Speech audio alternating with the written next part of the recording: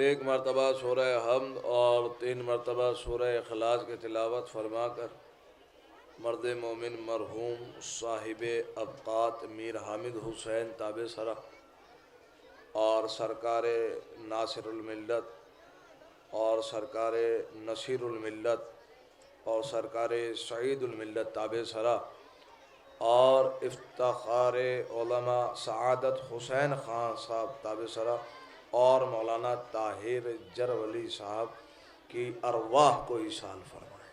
ماشاء اللہ لا حول ولا قوۃ الا باللہ العلی العظیم۔ اعوذ باللہ من الشیطان اللعین الرجیم، بسم اللہ الرحمن الرحیم۔ الحمد للہ الذی من شرح صدورنا بمحبت رسولہ المصطفیٰ خاتم النبیین وطہر قلوبنا بولایت ولیہ صالح المومنین سادات الخلق الاجمعین ونجوم سماء المعارف والیقین والصلاة والسلام وتحیۃ والاکرام مولا و مولا الثقلین محبوب رب المشرقین والمغربین جد الحسن والحسین ابی الزہراء و ابی القاسم محمد اہل بیت الطیبین الطاہرین المعصومین المظلومین والمنتخبین المنتجبین ولعنۃ اللہ علی اعدائہم اجمعین والغاصبین والمنافقین والکافرین والکاذبین والظالمین من یومنا ھذا الی یوم الدین۔ اما بعد فقد قال اللہ تبارک و تعالی فی کتابہ المبین واصدق الصادقین وقولہ الحق۔ بسم اللہ الرحمن الرحیم۔ امن یجیب المضطر اذا دعاہ ویکشف السوء ویجعلکم خلفاء الارض۔ صلوات بھیجیے گا محمد والے محمد پر۔ عزیزان محترم، بزرگان ملت، عزاداران مظلوم کربلا، محبان حیدر کرار، دعائے سیدۃ النساء العالمین اور انتہائے واجب الاحترام علماء کرام اور بزرگان قوم، جس آیہ کریمہ کی تلاوت کا شرف حاصل ہوا، قرآن کریم کی مشہور اور معروف آیہ کریمہ ہے کہ جس میں خلاق کائنات تمام عالمین کو دو موضوعوں سے خطاب کر رہا ہے۔ عموماً یہاں تمام حضرات ایسے تشریف فرما ہے کہ جو کم سے کم اس آیہ کریمہ کے حافظ ہیں، جس کی رحمت برکت یہ ہے کہ اگر مریض کے لیے پڑھی جائے تو شفا یابی نصیب ہو، تنگ دستی کے لیے پڑھی جائے تو تنگ دستی دور ہو، اور مفلسی کے لیے پڑھی جائے تو مفلسی دور ہو۔ احساس کیجئے گا، اور بار بار بہت مختصر سا وقت ہے میرے پاس، اور اس مختصر سے وقت میں 2-4 باتیں آپ کے اذان عالیہ تک پہنچا کر گزر جاؤں گا۔ احساس کیجئے گا ارشاد الہی ہے، بسم اللہ الرحمن الرحیم۔ امن یجیب المضطر اذا دعاہ ویکشف السوء۔ کون ہے اس کائنات میں، اس عالمین میں، اس سنسار میں، اس دنیا میں جو مضطر کی، بے بس کی، لاچار کی، مظلوم کی آواز کو سنتا ہے۔ وَإِذَا دَعَاهُ وَيَكْشِفُ السُّوءَ۔ جب وہ مضطر انسان، بے بس انسان، لاچار انسان، مظلوم انسان آواز دیتا ہے تو بس وہی اللہ ہے جو ان کی آواز کو سنتا ہے۔ وَيَجْعَلَكُمْ خُلَفَاءَ الْأَرْضِ۔ اور یاد رکھو کہ وہی اللہ ہے جو آپ کو زمین کا خلیفہ مقرر کرتا ہے۔ یہ آیت کا مختصر سا ترجمہ آپ کے اذان عالیہ تک پہنچانے کی کوشش کی ہے کہ جس میں خلاق کائنات ایک ہی آیت میں 2 پہلوؤں سے گفتگو کر رہا ہے، کہ یہ کہا جائے کہ خلاق کائنات مسلمانوں کو ایک آئینے میں 2 چہرے دکھا رہا ہے، یہ بتانا چاہتا ہے کہ ان موضوعوں میں تسلسل کیا ہے، ان موضوعوں میں اتصال کیا ہے۔ احساس کیجئے گا آیت کا پہلا فقرہ آیت کا پہلا ٹکڑا، آیت کا پہلا موضوع مستر لوگوں کے لیے ہے، بے بس لوگوں کے لیے ہے، مظلوم انسانوں کے لیے ہے، احساس کیجئے گا۔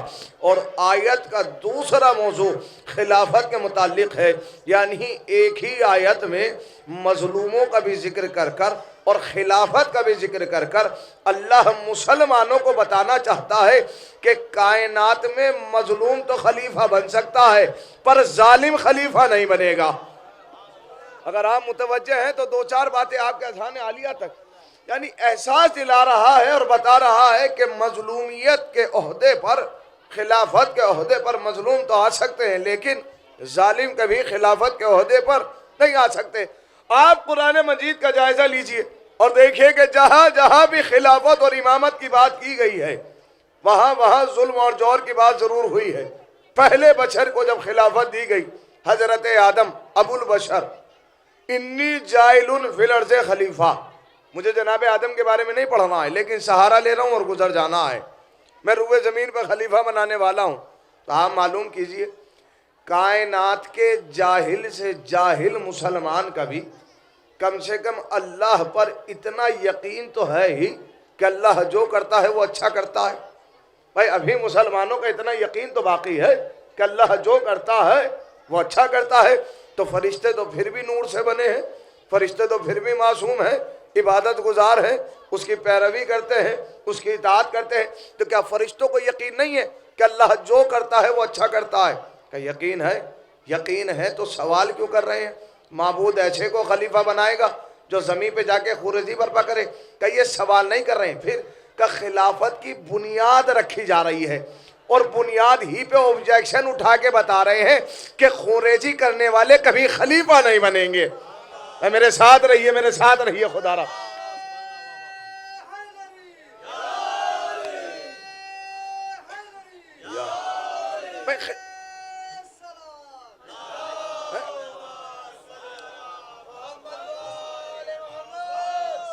پہلی ہی خلافت کو اوبجیکشن اٹھا کے بتایا کہ خوریزی کرنے والے کبھی خلیفہ نہیں بنیں گے۔ لیجئے ایک امامت کا منصب قرآن مجید میں ذکر ہوا، انی جائلوکا للناس اماما، ابراہیم ہم نے آپ کو انسانوں کا امام بنایا۔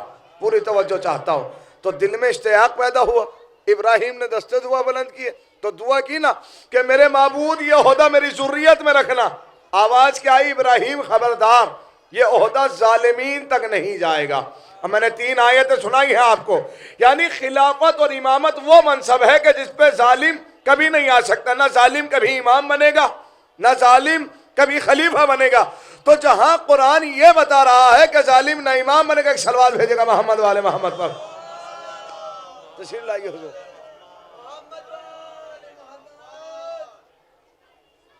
جہاں سا قرآن مجید یہ بتا رہا ہے کہ ظالم نہ کبھی امام بنے گا، ظالم نہ کبھی خلیفہ بنے گا، وہاں قرآن یہ بھی تو بتائے کہ ظالم کسے کہتے ہیں۔ تو سورہ عنکبوت آگے بڑھا اور بڑھ کر آواز دی، وَمَا يَجْحِدُ بِآيَاتِنَا إِلَّا الظَّالِمُونَ۔ دیکھو کائنات میں جو بھی میری آیتیں جھٹلائے گا وہ ظالم ہوگا۔ پتہ نہیں یہ آیت آپ کے ذہن تک پہنچی ہے کہ نہیں پہنچی ہے؟ آیتیں جھٹلانے والا کون حضور؟ ظالم۔ اور نہ ظالم کبھی خلیفہ بنے گا نہ ظالم کبھی امام بنے گا۔ اور صرف آیتیں جھٹلانے والا ظالم نہیں ہے بلکہ اسی سورے کی ایک اور آیت، وَمَا يَجْحِدُ بِآيَاتِنَا إِلَّا الْكَافِرُونَ۔ دیکھو کائنات میں جو بھی میری آیتیں جھٹلائے گا وہ کافر ہوگا۔ آیتیں جھٹلانے والا ظالم، آیتیں جھٹلانے والا کافر، نہ کافر خلیفہ بنے گا نہ ظالم خلیفہ بنے گا۔ 1400 سال سے لے کے اب تک ہم یہی تو سمجھاتے آئے ہیں، سیدہ دربار میں حق مانگنے نہیں گئی تھی، اوقات بتانے گئی تھی، فاطمہ آیتیں سنا رہی تھی، وہ جھٹلا رہا تھا۔ صلوات بھیجے گا محمد والے محمد پر۔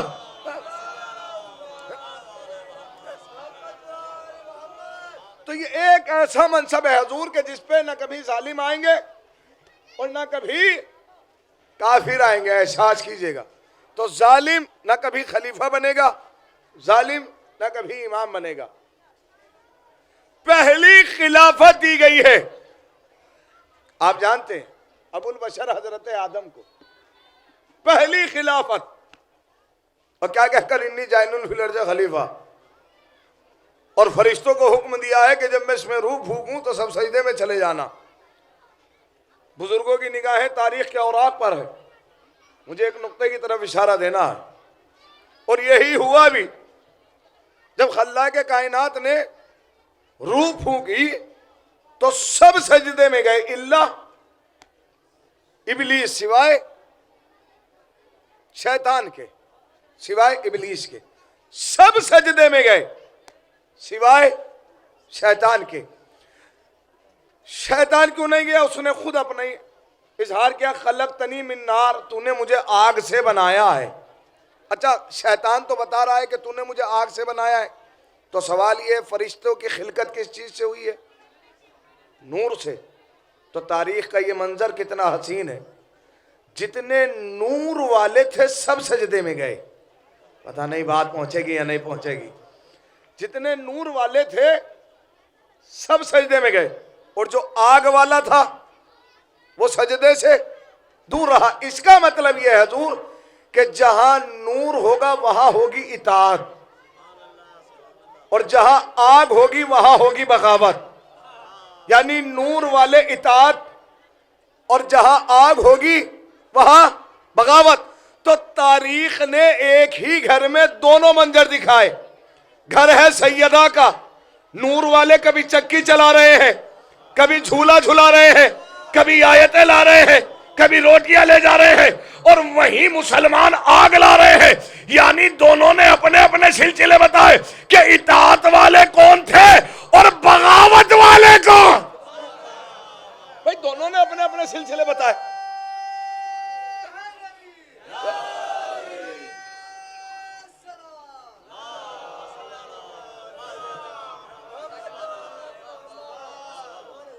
سب سجدے میں گئے الا ابلیس، اور سوال بھی کیا گیا ابا واستکبر وکان من الکافرین۔ اب اس ایک لفظ سے گفتگو کرنا چاہتا ہوں، اگر آپ کے ذہنوں تک خدا میرے لفظوں میں توفیق عطا فرمائے کہ آپ کے ذہنوں میں گھر کر جائیں۔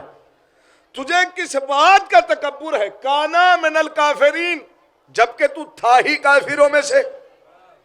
تو سوال تو پیدا ہوتا ہے نا کہ سجدہ تو اس نے ابھی چھوڑا ہے، اس سے پہلے تو پورا نمازی ہے، تو کہنا تو یہ چاہیے تھا کہ تو کافر ہو گیا۔ کہا کیا جا رہا ہے؟ تھا ہی کافروں میں سے۔ تو میرے معبود جب یہ کافروں میں سے تھا تو نے اسے معصوم کی بزم تک آنے ہی کیوں دیا؟ نہیں میرے ساتھ نہیں ہے آپ، میرے ساتھ نہیں ہے آپ۔ بھائی جب یہ تھا کافروں میں سے تو نے اسے معصوم کی بزم تک آنے ہی کیوں دیا؟ کہ آیت کا اگلا لفظ پڑھیے گا فخرج، نکل جا۔ نکال کے کیا بتانا چاہتا ہے؟ کہ قانون بنا رہا ہوں، اگر کسی کو معصوم کی بدن سے بھگایا جائے تو یہ مت سمجھنا کہ بھاگنے والا مسلمان ہے، بلکہ پرانا کافر تھا، آج تو پول کھولی گئی ہے۔ میرے ساتھ رہے بھائی، پرانا کافر تھا، کانا من الکافرین، آج تو اس کے کفر کا اظہار ہوا ہے۔ یہ تھا ہی کافروں میں سے، نکل جا فخرج، بھاگ جا۔ احساس کیجئے گا، اب ایک لفظ کہنا چاہتا ہوں، تمام تر باتیں آپ کے ذہن میں، یہاں سے بھاگ جا، کانا من الکافرین۔ تو پروردگار عالم نے سند دی نا کافر کی، ابلیس کے کفر کا اظہار ہو چکا ہے۔ اب جسے خلاق کائنات کافر کہے، اس سے بڑا کافر کوئی نہیں۔ جسے اللہ کافر کہے، اس سے بڑا کافر، احساس کیجئے گا۔ پہلے کیا کہا؟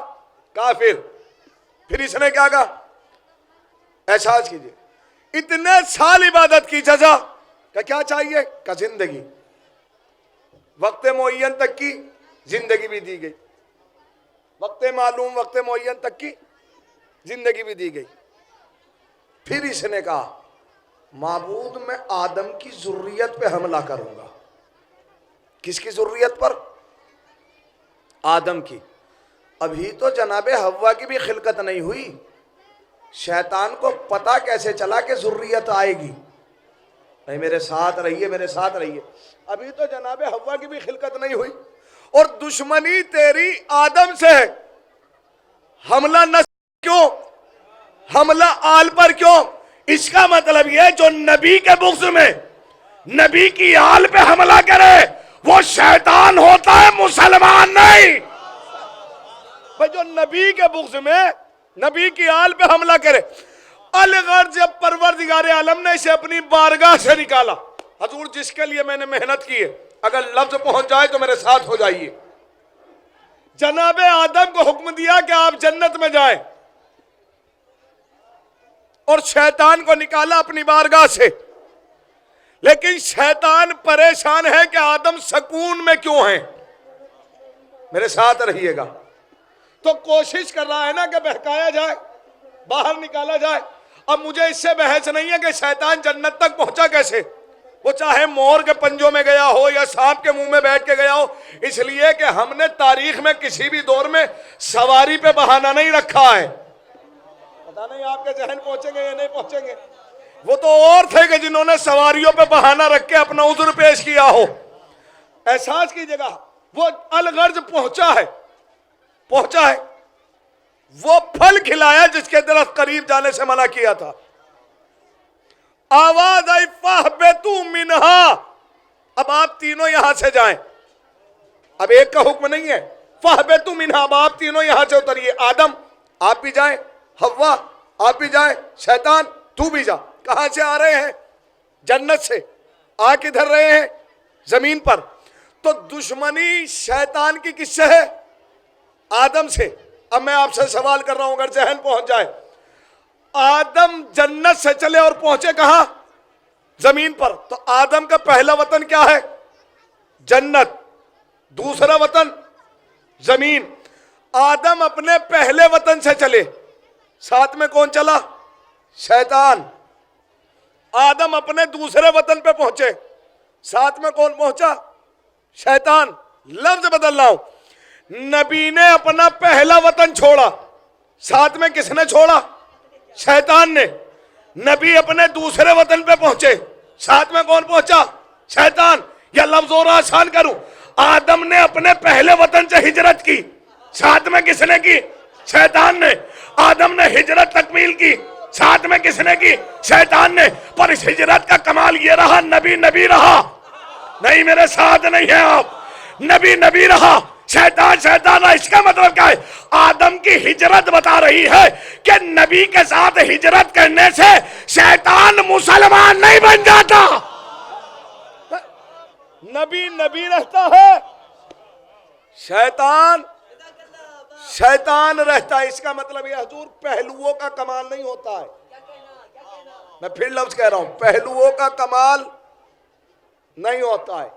کمال ہوتا ہے اس پہلو کو اپنی فطرت میں ڈھال لینا، پہلوؤں کا کمال نہیں ہے۔ لیکن اگر اسی پہلو کو اپنی فطرت میں ڈھال لیا جائے، حضور آج پورا زمانہ شہید کی بارگاہ میں شرف حاصل ہوا ہے۔ آج سارے زمانے میں ایک افراتفری کا ماحول ہے۔ یہاں فلیکس بھی لگے ہوئے ہیں جناب قاسم سلیمانی کی، احساس کیے، ساری دنیا مظلوموں کے لیے کھڑی رہی، صرف ان کو چھوڑ کر جن کے شکم میں مال حرام ہے، ورنہ ساری دنیا حمایت کے لیے بولی کہ نہیں بولی؟ صرف ان کو چھوڑ کر جن کے شکم میں مال حرام ہے۔ شہید کے دربار میں، شہید کے فرش عزا پر اگر شہید کا ذکر نہ ہو تو پھر پڑھنے کا کیا فائدہ؟ بس دو لفظ کہوں گا اور گزر جاؤں گا، احساس کیجئے گا۔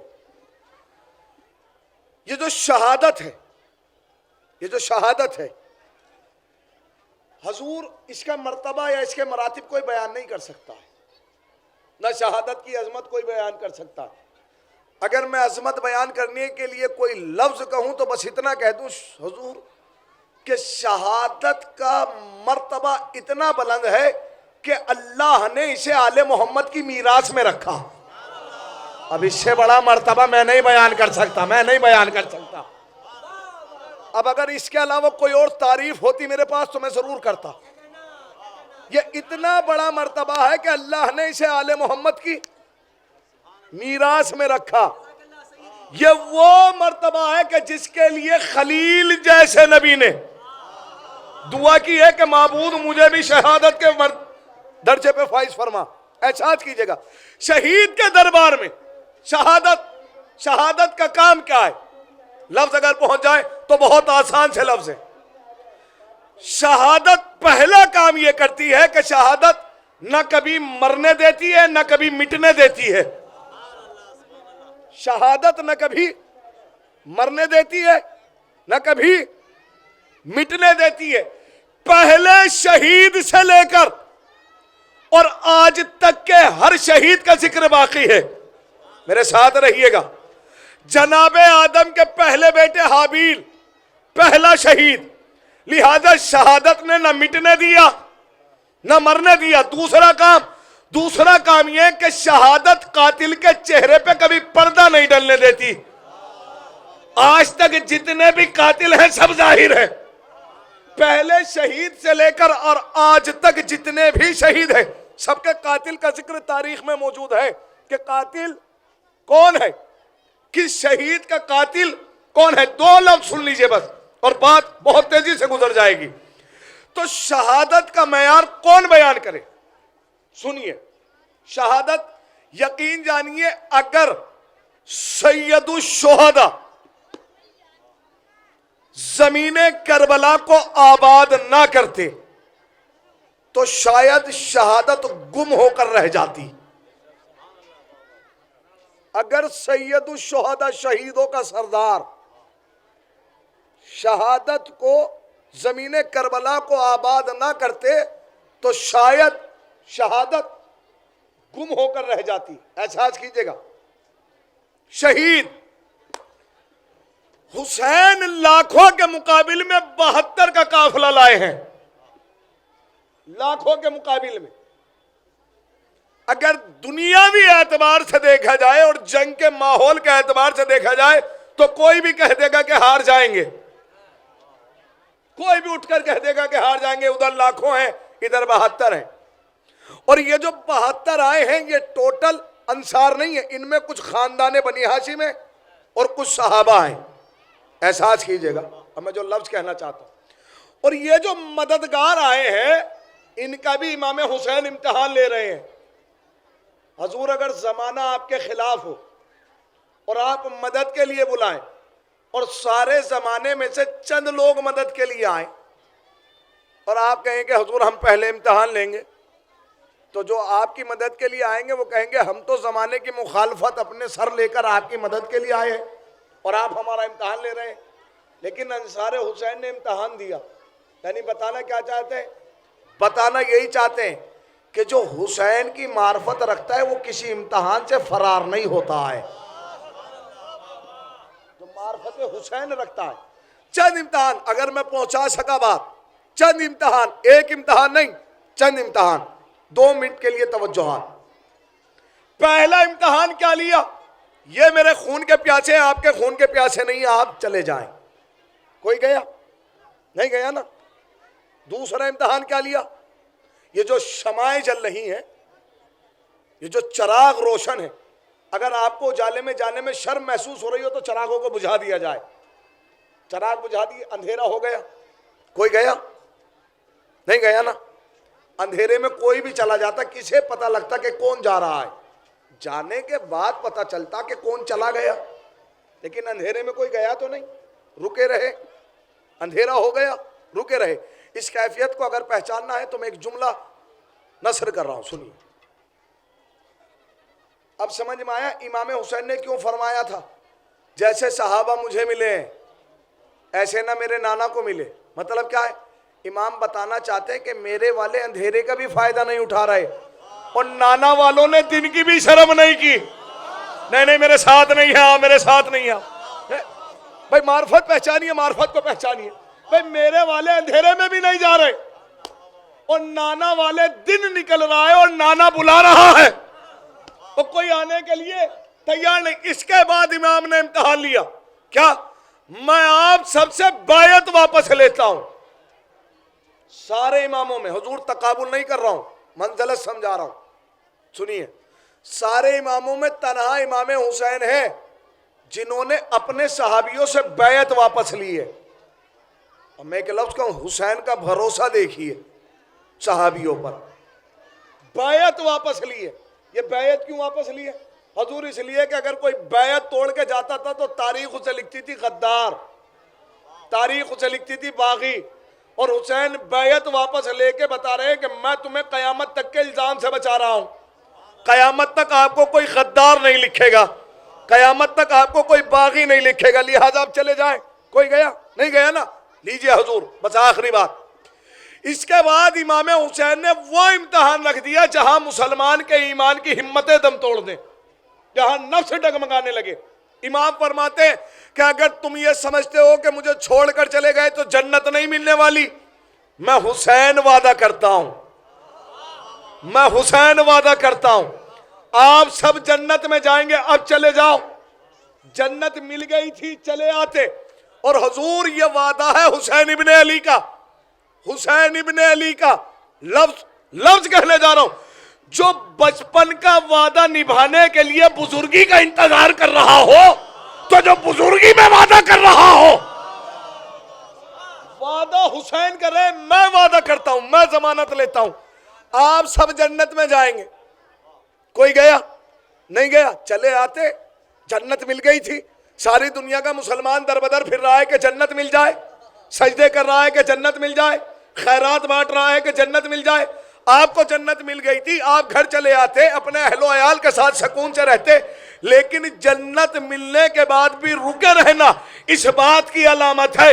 انصار حسین بتانا چاہتے تھے, مولا ہم نے تجھ سے محبت جنت کے لالچ میں نہیں کی ہے. ارے پتہ نہیں میرے ساتھ ہیں کہ نہیں ہیں آپ. جسے حسین کی معرفت ہے وہ جنت کے لالچ میں کربلا تک نہیں آیا ہے, وہ حسین کی معرفت میں کربلا تک آیا ہے. اب ایک لفظ تو شب عاشور جنت دے دی بھی گئی, اور حسین نے امتحان بھی لے لیا, اور کوشش بھی کی کہ چلے جائیں. کوئی گیا نہیں گیا. مصائب نہیں پڑھ رہا ہوں, سوال آپ کے ذہنوں تک رکھ رہا ہوں. کل رات حسین جن انصار کو, جن مددگاروں کو کہہ رہے تھے چلے جاؤ, جب وہ سب شہید ہو گئے اور حسین تنہا رہ گئے, مصائب نہیں, صبر کیجئے گا خدا را, سوال رکھ رہا ہوں سوال. کل رات کیا کہہ رہے ہیں, چلے جاؤ. جب وہ سب شہید ہو گئے اور حسین تنہا رہ گئے تو کیا کہہ رہے ہیں, حل من ناصر ینصرنا, ہے کوئی جو میری مدد کے لیے آئے. مولا کل جو مددگار آئے تھے انہیں تو آپ کہہ رہے تھے چلے جاؤ, اور جب وہ سب شہید ہو گئے اب کہہ رہے ہیں آپ کا ہے کوئی جو میری مدد کے لیے آئے. پتہ نہیں میں سوال پہنچا پاؤں گا یا نہیں پہنچا پاؤں گا. کل آپ کہہ رہے تھے کہ چلے جاؤ, اور جب وہ سب شہید ہو گئے اب آپ کہہ رہے ہیں ہے کوئی جو میری مدد کے لیے آئے. مولا آپ بھی جانتے ہیں ان لائنوں میں سے کوئی نہیں آئے گا. پھر آپ استغاثہ کیوں بلند کر رہے ہیں؟ کہ حسین استغاثہ بلند نہیں کر رہا ہے, پھر کربلا کے میدان میں کھڑے ہو کر قیامت تک کا فیصلہ سنا رہا ہے. پتہ نہیں میں بات پہنچا پاؤں گا نہیں پہنچا پاؤں گا. کہ کیا مطلب کہ جب عاشور کا ذکر ہوگا تو تاریخ ضرور لکھے گی کہ عاشور کی شب میں حسین بھیج رہے تھے, کوئی گیا نہیں. عاشور کے دن میں حسین بلا رہے تھے, کوئی آیا نہیں. لہذا قیامت تک کے لیے فیصلہ ہو جائے گا کہ حق والے کبھی بھیجنے سے بھی نہیں جاتے اور باطل والے کبھی بلانے سے بھی نہیں آتے. بھائی قیامت تک کے لیے لکھا جائے گا.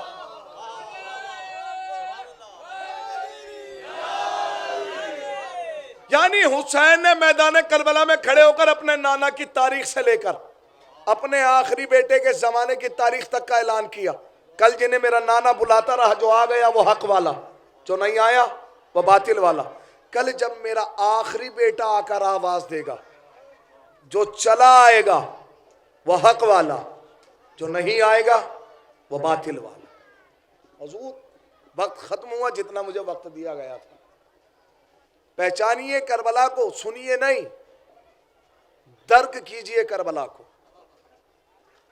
احساس کیجئے کربلا کا کہ کربلا کیا ہے. بہت آسان ہے پڑھ دینا کہ 72 لاشیں ہیں, بہت آسان ہے کہہ دینا, بہت آسان ہے کہہ دینا. لیکن کوئی پوچھے حسین سے کوئی پوچھے دل حسین سے کہ دل حسین سینے میں کیسے رکا رہا؟ حضور